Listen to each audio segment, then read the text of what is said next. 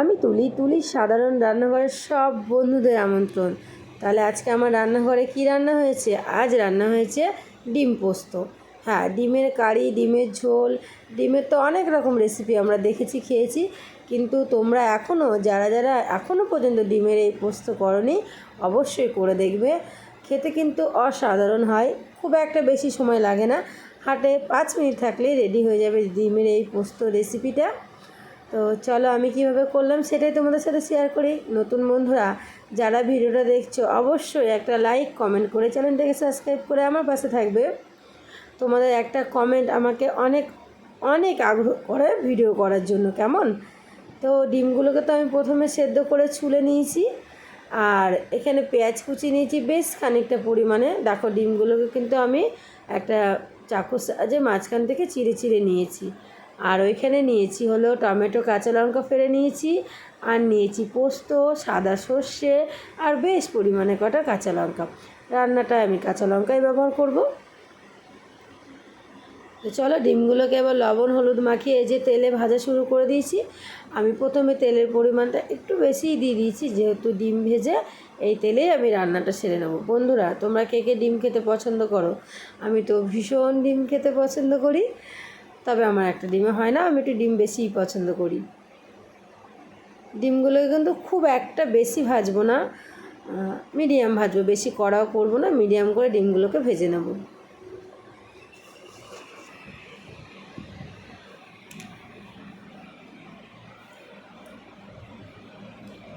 দেখো, ডিমগুলো আমি ভেজে নিয়েছি, এবার এক এক করে ডিমগুলোকে সব তুলে রাখছি।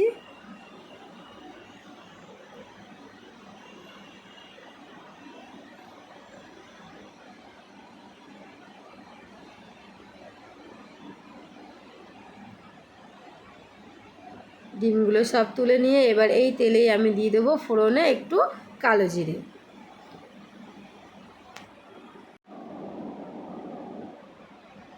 এবার কেটে রাখা পেঁয়াজগুলোকে আমি দিয়ে দিচ্ছি। পেঁয়াজগুলো কিন্তু খুব ভালো করে ভাজা করে নিতে হবে। আমি প্রথমেই লবণ ব্যবহার করব না, পেঁয়াজগুলো একটু ভাজা ভাজা হবে, তারপরে আমি লবণ হলুদ ব্যবহার করব।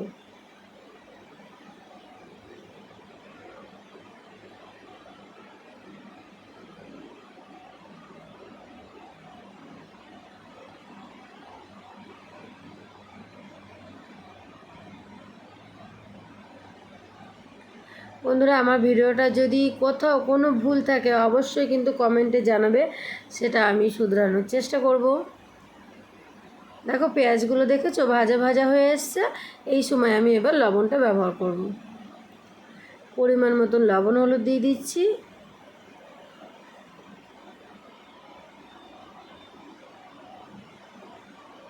বেশ সুন্দর একটু ভাজা ভাজা করে নেব।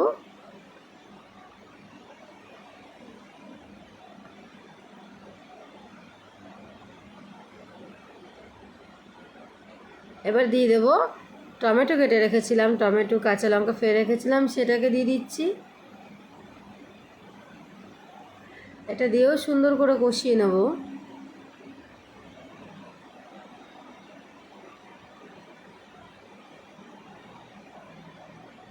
আমি সামান্য একটু লঙ্কার গুঁড়ি ব্যবহার করব কালার হওয়ার জন্য, যেহেতু কাঁচা লঙ্কা অনেক পরিমাণে ব্যবহার করছি, ঝাল হতেই হয়ে যাবে।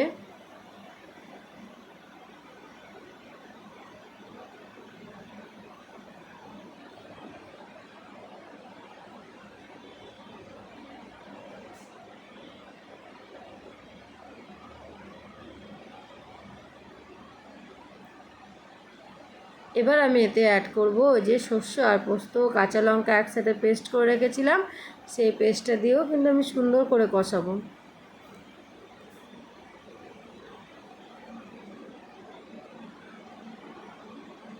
দেখো, এটা আবার দিয়ে দিচ্ছি আমি। এটা দিয়ে বেশিক্ষণ কষাবো না, যেহেতু পোস্ত শস্য ওটা বেশি না কষালেও হয়।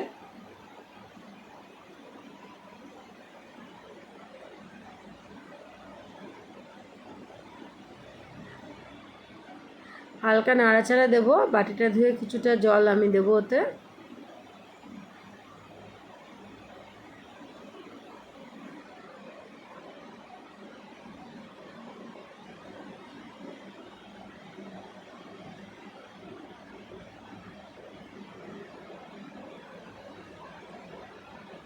দেখো, বেশি একটা জল আমি ব্যবহার করব না, যেহেতু এটা গা মাখা করবো।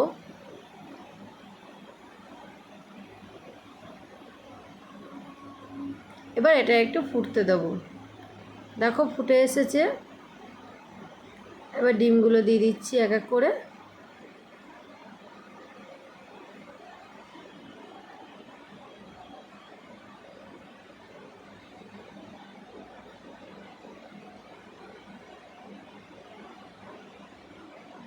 দেখো ফুটে গেছে, দেখেছো গ্রেভিটা কত সুন্দর হয়ে গেছে গামাখা। বেশ খানিকক্ষণ ফুটিয়ে গ্রেভিটা গাঢ় হয়ে গেছে, এই সময় আমি নামিয়ে দেবো। কালারটাও দেখেছো কত সুন্দর চেঞ্জ হয়ে গেছে, সাদা সাদা লাগছিলো, কিন্তু যখন হয়ে এসছে কালারটা পুরো চেঞ্জ হয়ে গেছে। গরম ভাতে খেতে কিন্তু দারুণ, অসাধারণ।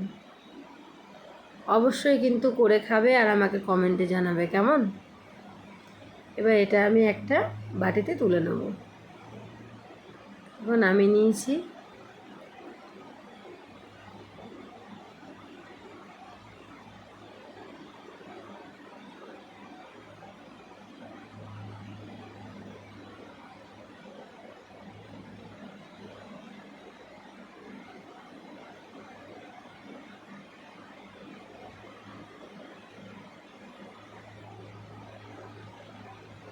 গ্রেভিটা দেখেছো, গ্রেভিটা দেখে কিন্তু লোভ লাগছে। অবশ্য আমি করছি বলে আমি বলছি, তোমরা অবশ্য কমেন্টে জানাবে কেমন হয়েছে। আমি একটা উপর থেকে লঙ্কা দিয়ে দিলাম সাজানোর জন্য। এবার দেখো, তো আবার দেখা হবে তোমাদের সাথে নতুন একটা ভিডিও নিয়ে। সবাই ভালো থেকো, সুস্থ থেকো, পরিবারের খেয়াল রেখো। হ্যাঁ অবশ্যই অবশ্যই কিন্তু একটা কমেন্ট চাই। সব বন্ধুদেরকে আমার তরফ থেকে অনেক অনেক অনেক ভালোবাসা আমার পাশে থাকার জন্য।